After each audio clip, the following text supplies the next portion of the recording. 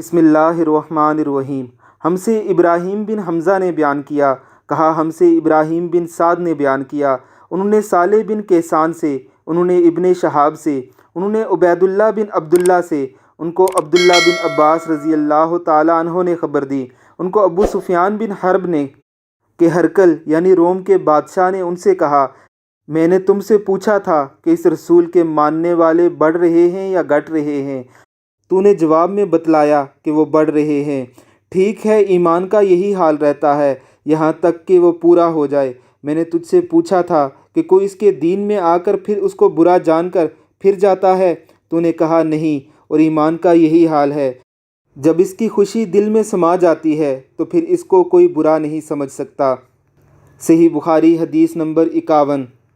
کیا ہی عجیب و غریب شان ہے ایمان والوں کی کہ جب ایک بار ایمان انسان کے دل میں جاگزیں ہو جاتا ہے تو پھر یہ دنیا و مافیا سے بڑھ کر انسان کو عزیز ہو جاتا ہے۔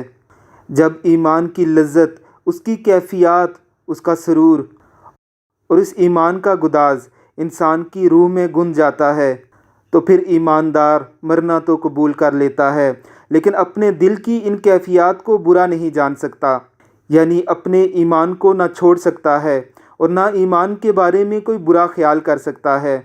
یہی ایمانی کیفیات اللہ رب العزت نے صحابہ اکرام رضوان اللہ علیہم اجمعین کو عطا فرمائی تھی۔ ان الذین قالوا ربنا اللہ ثم استقاموا تتنزل علیہم الملائکہ الا تخافوا ولا تحزنوا وابشروا بالجنۃ التی کنتم توعدون۔